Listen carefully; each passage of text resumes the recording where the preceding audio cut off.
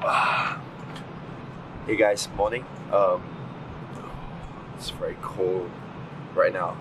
It's 7 to 8 degrees. Well, it might not seem that cold, but because of the wind, it's getting crazy. Like my hands are freezing even with my gloves. Of course, who wears gloves without fingertips protection, right? Not really a smart move though. Yeah. Anyways, yeah. No worries. Yeah. Anyways, today here outside the city again, doing another tutorial, I guess. Yeah, this time around I'll be talking about portrait photography on streets. Yeah, that's it. Yeah, it's very crazy cool, and but you gotta do what you gotta do. So let's get moving, man.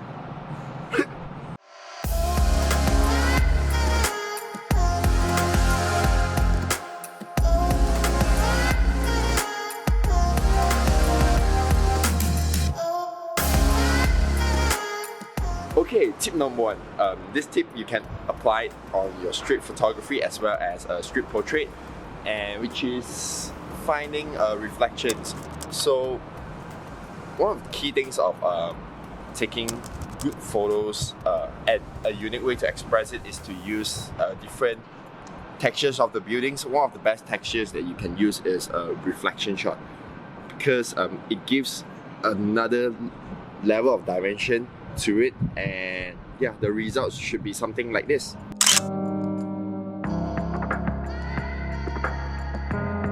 This is just one of the examples. Like, you can make it feel like the person that is in the photo is like shooting with someone identical. Yeah, this gives out a very cool effect.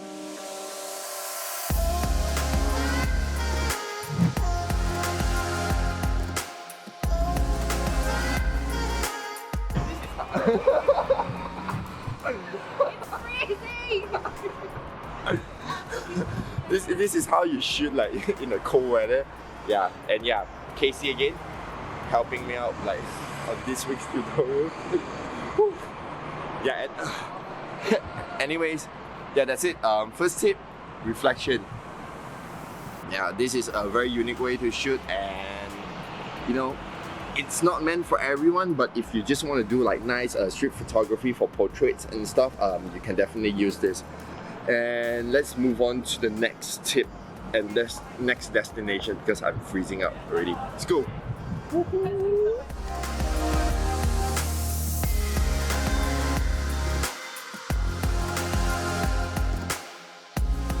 Tip number two.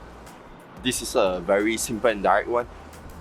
You must know how to give instructions to the model that are shooting on the portrait. Many times when we shoot portrait photography, one of the misconceptions is if the person is the model and he or she should know how to pose and act normally. But normally that's not the case. I mean, I've done like photography for so many years, and even at some point I was a model, and I still find it hard to strike the right pose, I would say, because some people just can't really do proper posture in front of the camera unless being told, because sometimes when you stand, you feel like, okay, that's a very cool pose, that's a very nice pose, but it doesn't look well through the lens. So if you are doing photography that involves like human interaction, you need to know how to direct the person to stand in the right place, do the right position, maybe like the hand gesture that you see like in the photos right now.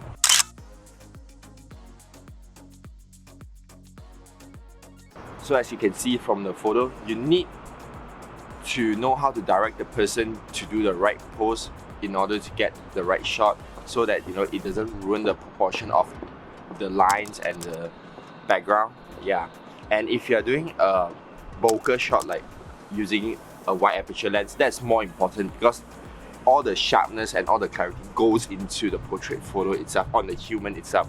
So it's very important for you to know how to direct and communicate with the person. And if the person is not very comfortable in front of the camera, you can try to do something like just strike a conversation with the person and try to get the candid shot as you do that.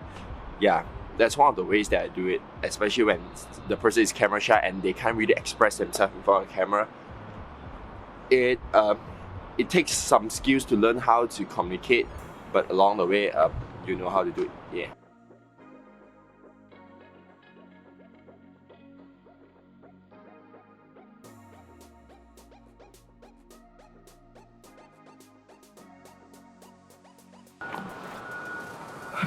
So, tip number 3 in shooting street photography, portrait.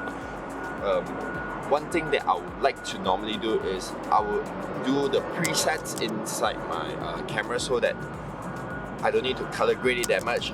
If you go to your camera settings, mine is Lumix, so you can see from the video that I can adjust which mode that I want, standard, vivid, or natural, and then I will just push the contrast, the saturation, up and down, and also like the brightness and the sharpness to give a similar effect that I want before I go into post-processing. So in that way, when I do my post-processing, I don't lose that much of color, and I don't need to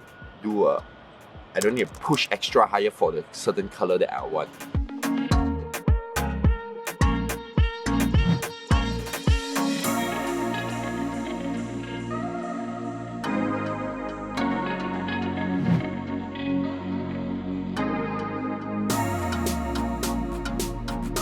What do you think about like street photography, like portrait? What's your thought? Portrait / street. Yeah. How do you like it so far? It's a lot of fun, experimenting different elements. And though it's a lot to learn. Yeah. But I think what matters is that you really have to get out there and keep relearning it and applying it whenever you're out there shooting. And having a model does help a lot. Model.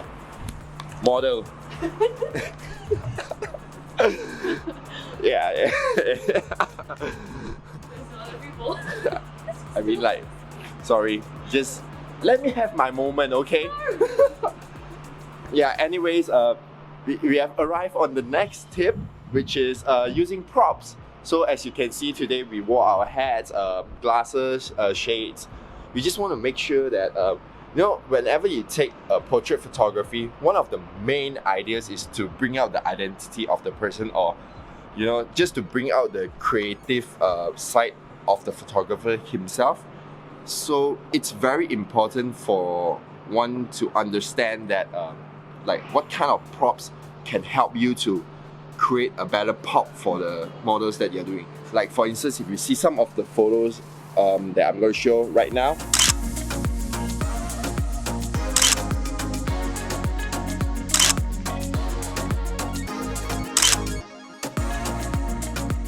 Okay, from this series of photos, you can see that as Casey is like doing the shot, she has a different set of personalities in a way when she wears a spec, and she wears a shade, and she has a cap on.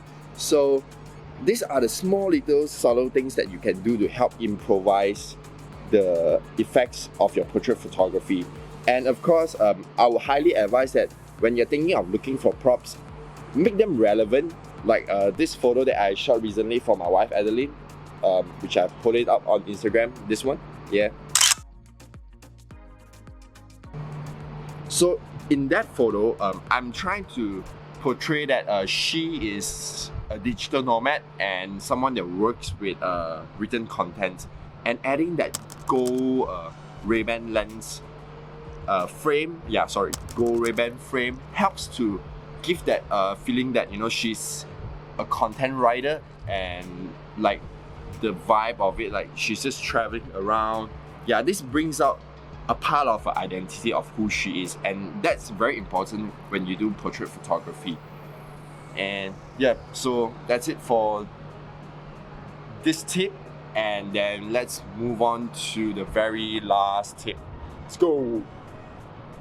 See, I like the alley behind. I like the effect.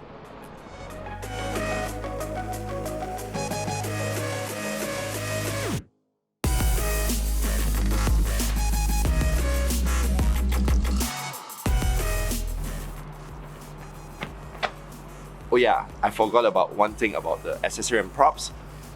You know, aside from glasses and hats, you know the shot that I did the other day about the street photography, you can use props to help identify the person. Like if the person is a photographer, you can use a camera, and you know, depending on the person, like if he's a content creator, a digital artist, maybe just use a laptop to do that. Yeah, this is just an add-on tip that, you know, can help change the whole perspective of how you define the character through portrait photography.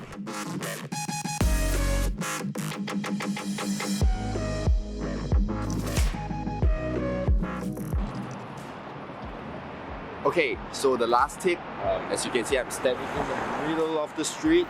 Yeah, just have to be careful when you're doing this. Well, first thing you need to find like a middle road curb that is like safe and it's legal. That's the most important. And then play with exposures like what I did last time. But this time, you know, focus into the model itself, and then just let the movement gives you the natural effect that you want. Like for me, I like it when there's two cars going around, and it just gives out like the danger and, you know, the speediness of, I don't know how to explain, but it gives out the very action feeling of the model inside this portrait. And yeah, this is one of the things that you can really try. And you know, remember the things that I mentioned last time. Proper shutter speed, and then a variable ND filter that has 8 stops and above, and this will definitely help you to do a very good shot. And so yes, that's it. Hope you guys like this week's tutorial. If you like the video and all that, you know, like and subscribe, share it to your friends, do whatever you want to do to help, you know, share this awesome content. And I'll see you guys next time. Peace out, guys. Woo!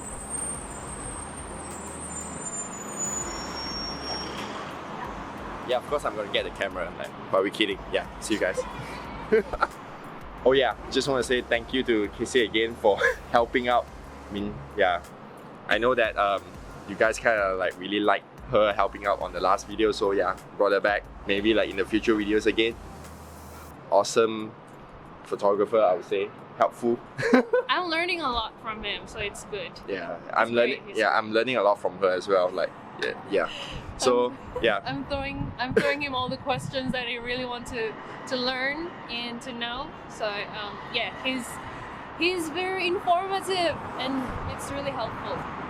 So find yourselves a great photographer that you can learn from each other. Yeah. Still not that great yet. Yeah, don't put me so high up in the pedestal. You know, I might just fall down anytime. But yeah, thank you again. We will see you guys on the next vlog. Yeah, we hope. Yeah, we'll plan another session for this type of stuff. Yeah, peace out, guys. See ya. Bye.